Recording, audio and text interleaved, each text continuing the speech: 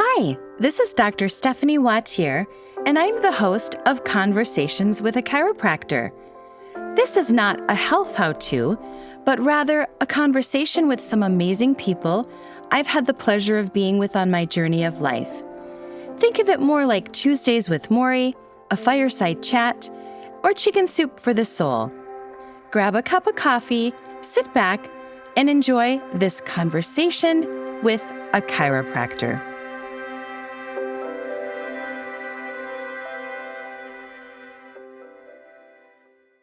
Cheers to a new year. Have you made any New Year's resolutions? I actually haven't. And I was pondering this a lot. January 1st is the perfect time to reevaluate and reassess and look at the things in your life that you might want to change. And I think that's well and good and quite wonderful. But then I started to think about how easy it is to be so critical of ourselves, how easy it is to be punitive in the things that we put ourselves through. And this got me on this thought process of negative self-talk. No matter what your goals, no matter if you want to exercise more, lose weight, if you want to stop drinking, if you have other addictions that you want to tackle, what I know for sure, what I know to be true is that degrading yourself will not make anything better. If you've been listening to this podcast since the beginning, you'll remember perhaps that episode 3, we talked to Kurt Hewitt, and we talked a little bit about this experiment, the rice experiment. So I'm going to go into that in a little bit more depth. Kurt did an amazing job telling us how he did it with his family. I'm going to go a little bit deeper into the background. To demonstrate the power of positive thoughts, Dr. Masaru Emoto, a Japanese researcher and a quote-unquote alternative science teacher, invented this rice experiment. He decided that, or wanted to prove that human consciousness had an effect on the molecular structure of water, and that water can react to positive thoughts and emotions. He even believed that positive thoughts and speaking positively can remove pollution from the water. So he started studying water and all of these details back in the 1990s. He referred to water as the blueprint of reality and published various findings that asserted his ideas. He wanted to prove that emotional energy and vibration can change the molecular and physical structure of water.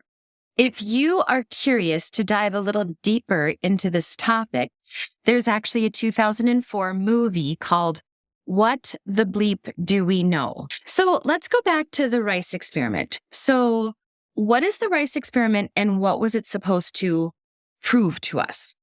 So Dr. Masaru Emoto, this Japanese researcher, took 3 sort of containers of rice. In this famous experiment, he demonstrates the power of negative and positive words, finding that speaking negatively to rice in water over time decay, and speaking positively over a time was allowing it to thrive. To illustrate the physical effect of negative and positive words and how they can impact our well-being, the rice that was sort of yelled at and hated became black in color and a rotten smell. The ones that were completely ignored degraded as well, where the rice that was spoken positively was like a healthy cup of rice. One little quote I love about this says that beautiful words make beautiful worlds.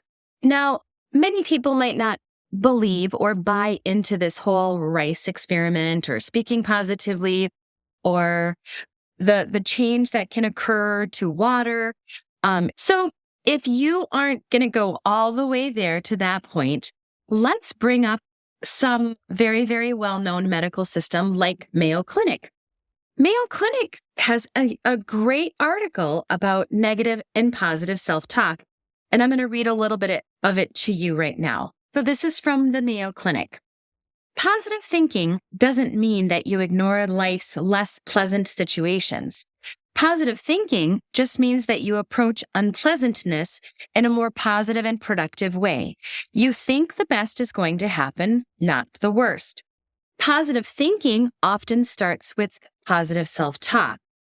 Self-talk is the endless stream of unspoken thoughts that run through your head. These automatic thoughts can be positive or negative. Some of your self-talk comes from logic and reason. Other self-talk may arise from misconceptions that you create because of lack of information or expectations due to preconceived ideas of what may happen. If the thoughts that run through your head are mostly negative, your outlook on life is more likely pessimistic. If your thoughts are mostly positive, you're likely an optimist, someone who practices positive thinking. Increased lifespan, lower rates of depression, lower levels of distress and pain, greater resistance to illness, better cardiovascular health, and reduced risk of death from cardiovascular disease and stroke, a reduced risk of death from cancer, respiratory conditions, and a reduced risk of death from infections. So even Mayo Clinic is acknowledging that positive self-talk and being a positive person have health benefits.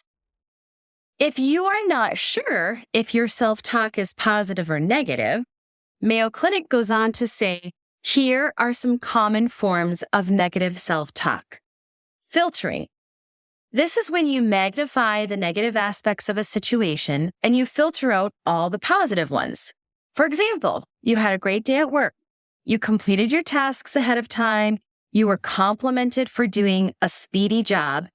But that evening, you focus only on your plan to do even more tasks and forget about the compliments that you received. Another form of negative self-talk is called personalizing. When something bad occurs, you automatically blame yourself. An example of personalizing is when someone cancels on you. You assume the change of plans is because no one wants to be around you. Instead, they could have had a family emergency or something could have happened in their life that could have had nothing to do with you. Another form of negative self-talk is called catastrophizing. This is when you automatically anticipate the worst without facts that the worst will happen.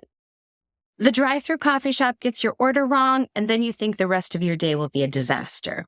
Another negative self-talk technique is blaming, where you try to say that someone is responsible for what happened to you instead of yourself. You avoid being responsible for your thoughts and feelings. Saying you should do something is negative self-talk. You should have done this, you should have done that, and then blaming yourself for not doing them. Perfectionism. Keeping impossible standards and trying to be more perfect sets yourself up for failure. Polarizing. You see things as either good or bad. There is no middle ground. Now that we've heard a few of these more common negative self-talk descriptions, I want to say, as a disclaimer, I am not a psychologist or a mental health professional. I am simply a podcaster who every day is a chiropractor and nurse injector, and I am just sharing some of my thoughts and feelings about how to make the world a little bit of a better place. And I think that it really starts with us. If we are continuing to sort of live in this hatred of ourselves, if we are continuing to bring our own energetic selves low and down, then what comes out of us is negative. I absolutely love this Wayne Dyer quote. I call it the orange or squeezing the orange quote. So Wayne Dyer said, when you squeeze an orange, you'll always get orange juice to come out. What comes out is what's inside. The same logic applies to you. When someone squeezes you, puts pressure on you, or says something unflattering or critical, and out of you comes anger, hatred, bitterness, tension, depression, or anxiety, that is what's inside. If love and joy are what you want to give and receive, change your life by changing what's inside. I know that many of us have had deep wounds, deep hurts. Many of us have been working on ourselves. And I want to encourage you. I want to encourage you with some resources. There's a book that I've recently read that I absolutely love. It's called Worthy by Jamie Kern Lima. She talks a lot about self-confidence versus self-worth. And I want to read one of the quotes from that book. Self-confidence is the belief in your abilities as a person. Self-worth is the belief in your value as a person.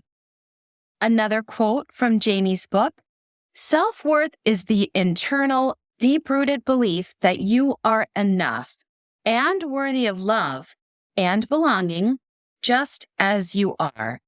On the other hand, self-confidence, while it is also an internal trait, is generally linked to your assessment of how you compare to the outside world. So as an example, if you're in high school and you try out for the school play and you don't get the role that you wanted, that is linked to your self-confidence because that is an external factor, a status factor.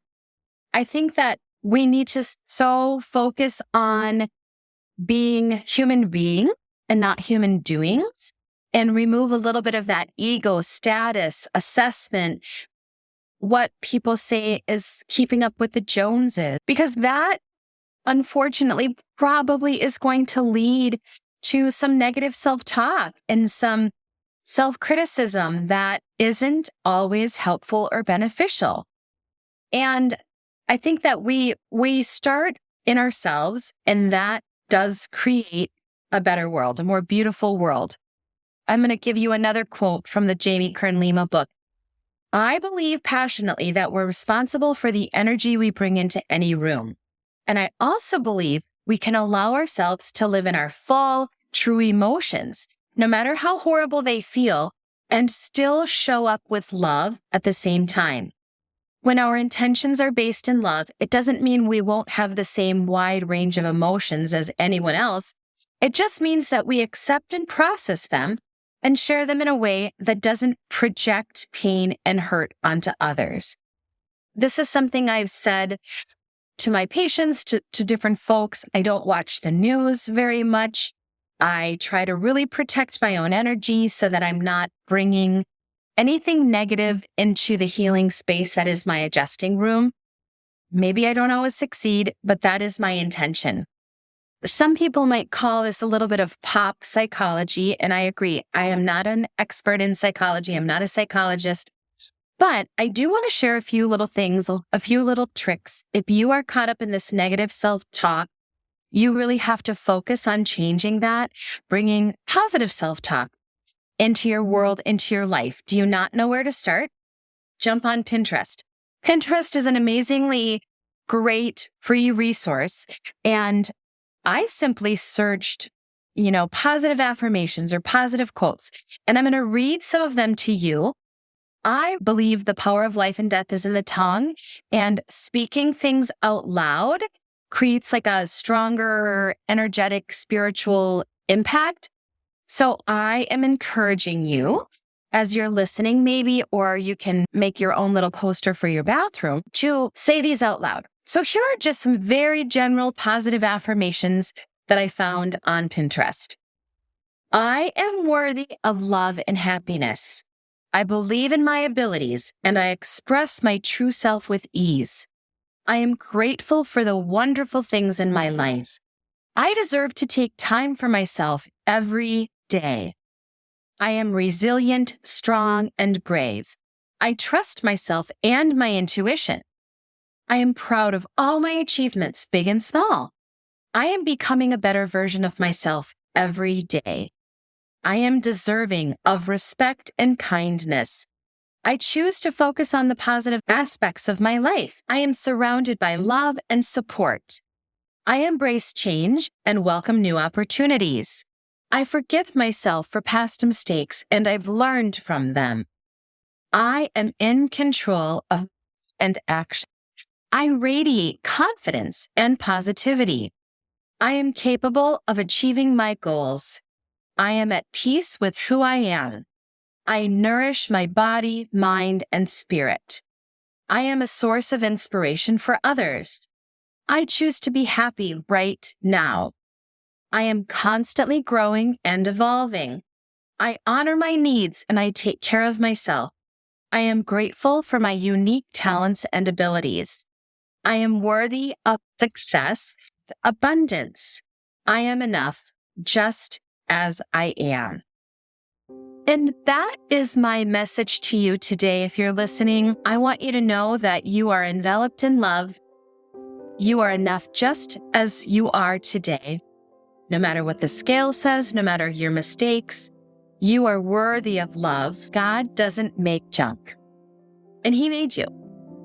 Thank you for being with me on this little journey as we start the new year. I hope that today you know that you are worthy just as you are.